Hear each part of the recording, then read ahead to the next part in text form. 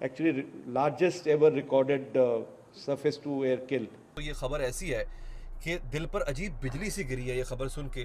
पाकिस्तान के 5 fighter jets गिराए हैं और ये S-400 ने गिराए हैं और एक जहाज़ उसमें ऐसा गिरा है जो 300 किलोमीटर दूर हुआ है। ये शायद तारीख की सबसे लॉन्ग रेंज किल है। पाकिस्तान के 5 फाइटर जेट तैयारे जो हैं वो गिराए हैं और इसके ऊपर एक बार फिर एक नई बहस शुरू हो गई है। इसके बाद पर फिर दोबारा से पाकिस्तान में तमाम तरफ ये बात की जा रही है, टीवी चैनल्स हों चाहे यूट्यूब चैनल्स हों। S-400 ने कमाल कर दिखाया।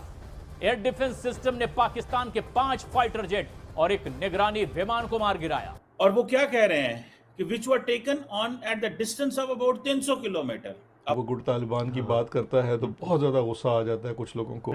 ये कौन है गुड तालिबान? पहली बात तो ये तो छेड़ है एस्टैब्लिशमेंट। अच्छा, ये छेड़ है। तो जैसे बताया कि इंडियन एयर चीफ जो हैं उनका जो स्टेटमेंट है उसको लेकर काफी खलबली है।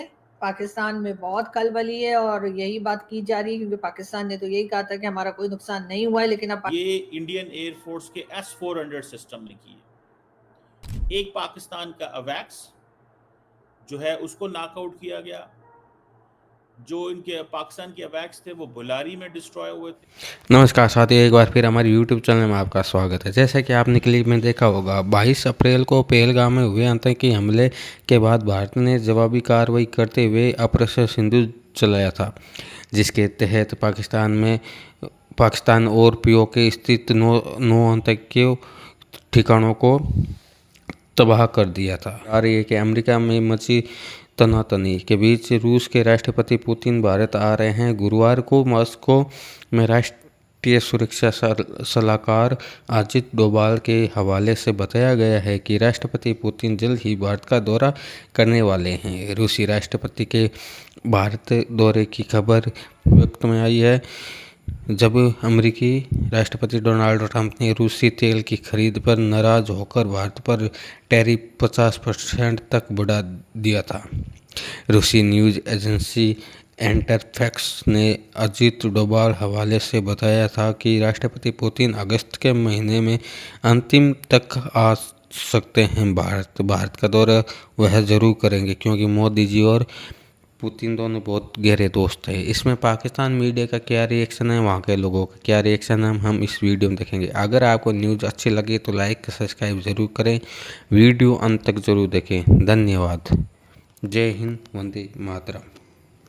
जो चली वो जी बिल्कुल इंडिया के एयर चीफ जो है उन्होंने स्टेटमेंट दिया और उनका कहना ये है कि उन्होंने पाकिस्तान के 5 फाइटर जेट तैयारे जो हैं वो गिराए हैं और इसके ऊपर एक बार फिर एक नई बहस शुरू हो गई है। इसके बाद पर फिर दोबारा से पाकिस्तान में तमाम तरफ ये बात की जा रही है, टीवी चैनल्स हों चाहे यूट्यूब चैनल्स हों चाहे कहीं पर भी, इस तरफ भी लोग बार बार इशारा कर रहे हैं। कई अपने मतलब पाकिस्तानी जो है वो अपने यूट्यूब चैनल पे भी और टीवी चैनल्स पर भी अब एक नई डिबेट का आगाज हो चुका है। अब उसके बाद जी एकदम से अब ये बात शुरू हुई है भारत की तरफ से और भारत के जो एयर चीफ हैं उनका कहना ये है कि जी उन्होंने पाकिस्तान के 5 फाइटर जेट गिराए हैं।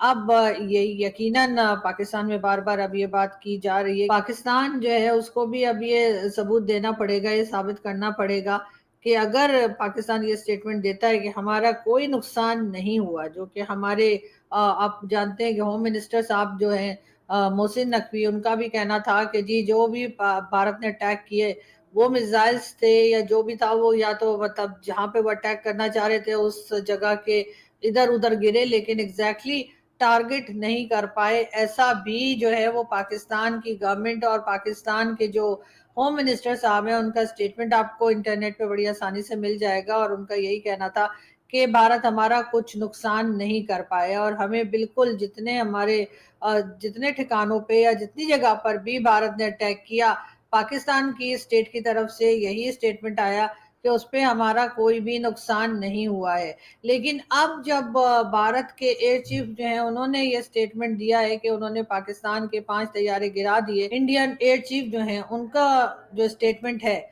उसको लेकर काफी खलबली है। पाकिस्तान में बहुत खलबली है और यही बात की जा रही है, क्योंकि पाकिस्तान ने तो यही कहा था कि हमारा कोई नुकसान नहीं हुआ है। तरह से नहीं, जैसे पाकिस्तान ने कहा कि जी हमने 5 फाइटर जेट गिरा दिए भारत के, और उसके बाद बार बार हमसे कहा गया कि जी कोई फोटो दिखाओ, और हमारे पास कोई फोटो नहीं थी। यहाँ तक कि हमारे यहाँ से कई लोग जो है वो इंडियन टीवी पर भी गए ऑपरेशन सिंदूर के बाद, और वहां पर भी यही पूछा गया और कहा गया कि जी आप एक फोटो दिखा दीजिए। तो अब शायद पाकिस्तान की तरफ से इसी तरह की डिमांड जो है अब शुरू हो जाएगी, और भारत के लिए कहा जाएगा कि जी अब आप भी जो है वो फोटो दिखाइए। और दूसरी तरफ जैसे हमारे कई लोग टीवी चैनल पे भी और यूट्यूब पर भी पूछ ये रहे हैं कि ये तमाम चीजें, ये तमाम बातें कि पाकिस्तान के फाइटर जेट या पाकिस्तान के जहाज गिराए गए हैं, लेकिन बात सारी ये है कि दोनों कंट्रीज में जो अटैक चल रहे थे, जो लड़ाई झगड़ा चल रहा था, वो अब आहिस्ता आहिस्ता करके खत्म होने की तरफ जा रहा है। कुछ जिंदगी जो है वो नॉर्मल तरीके से जैसे लोग गुजार रहे थे पहले वो की जा रही है। ये और बातें के ये दोनों कंट्रीज आपस में कभी भी मेरा ख्याल है कि अमन के साथ तो नहीं रह सकते। 78 ईयर्स हो गए, कुछ ना कुछ टेंशन लगी रहती है, लेकिन अभी फिर वही है कि एक चीज जो कि ऑलमोस्ट कंप्लीट हो चुकी थी, ऑलमोस्ट हम लोग उसमें से निकलने की कोशिश कर रहे थे, उस टेंशन के अंदर से, उस स्ट्रेस के अंदर से एक बार फिर एक नई बहस जो है वो छिड़ चुकी है। और पाकिस्तान में इस चीज को लेकर बहुत खलबली है कि जी पाकिस्तान के जो फाइटर जेट हैं उनके बारे में बात की जा रही है कि 5 उन्होंने कहा कि हमने जो है वो तबाह कर दिए या गिरा दिए।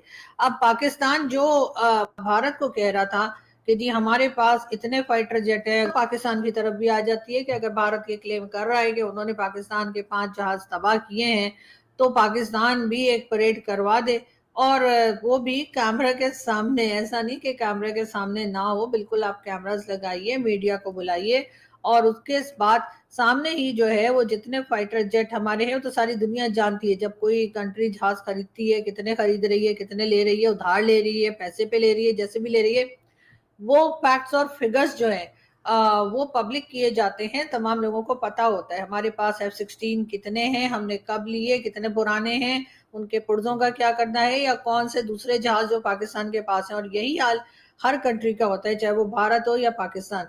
तो जो मशवरे और जो एडवाइसेस हम भारत को दे रहे थे, या भारत के पार्लियामेंटेरियन भारत की गवर्नमेंट को दे रहे थे, जो कि कच्चा आइडिया था कि जी आप परेड करवा दीजिए और सारे जहाज गिनवा दीजिए, बात खत्म हो गई।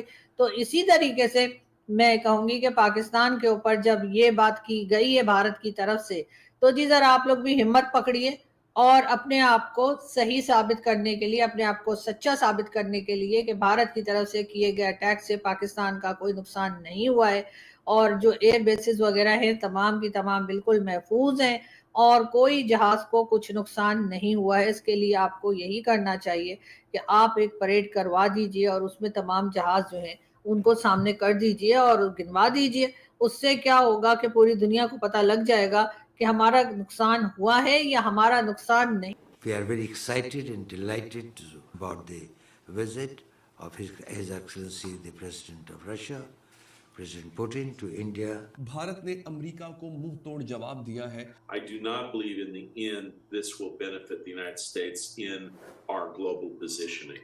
ये विजुअल्स जो आप देख रहे हैं, ये इस वक्त सबसे लेटेस्ट विजुअल्स हैं जिसमें जो लीडरशिप है रशिया की वो वेलकम कर रही है NS दोवल को। We cannot underestimate how much damage has been done. इस खबर से थर-थर कांप उठा है जी। One and only America Donald Trump की टांगे कांपती है जब वो देखता है व्लादिमीर पुतिन, नरेंद्र मोदी और शी जिनपिंग हाथ में हाथ डाले जब लहराते हैं, तो कहीं ना कहीं अमेरिका को अपना डॉलर खत्म होता नजर आ रहा है। America puts tariffs on India, America loses more than India. उन्होंने कहा है, उनके अल्फाज सुनिएगा, कि our economy will not be run from the White House. Russian oil will continue to flow to India.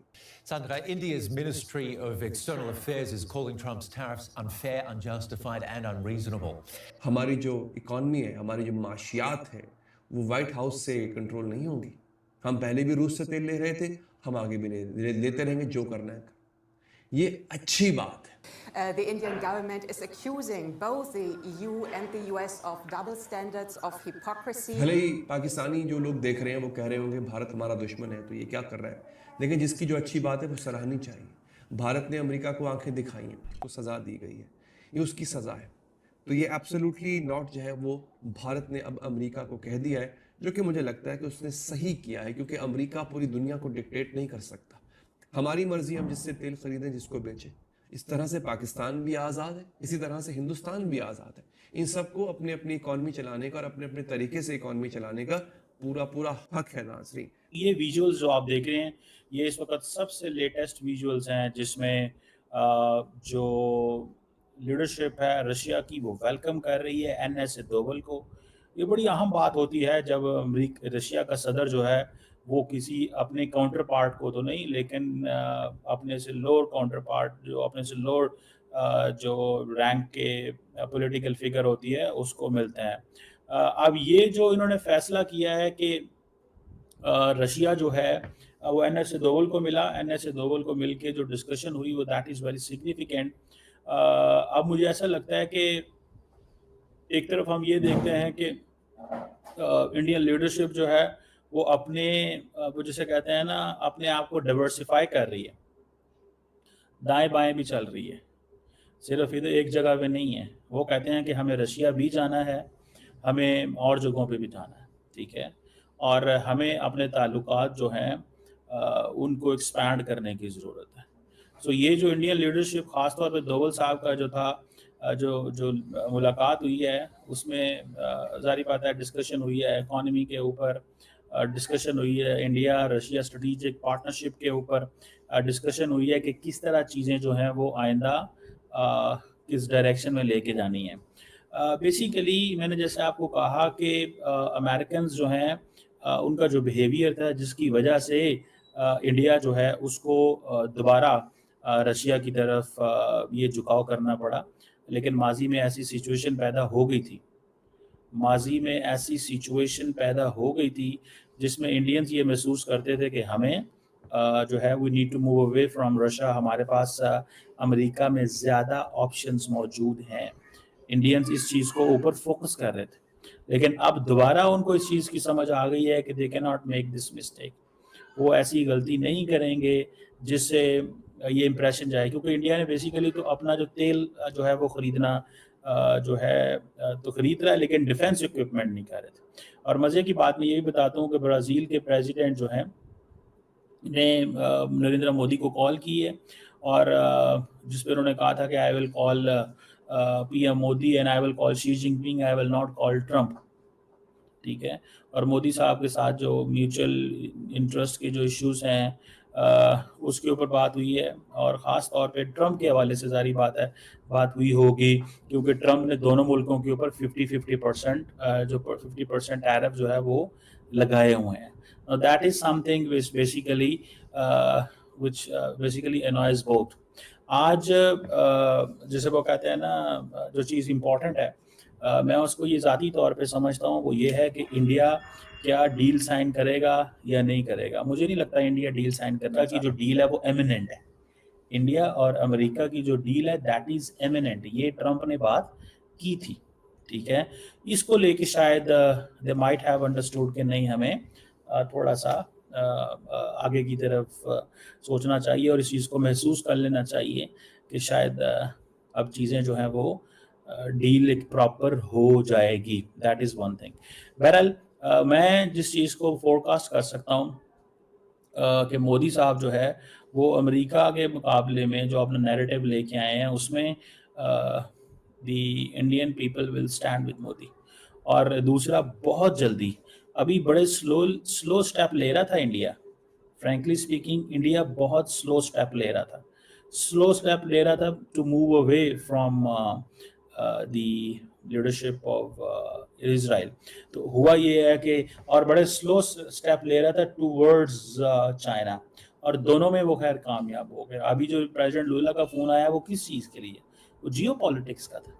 लेकिन मैंने आपको बताया था कि ब्राज़ील और चाइना इंडिया की ट्रेड $13 अरब है, इंडिया और अमेरिका की ट्रेड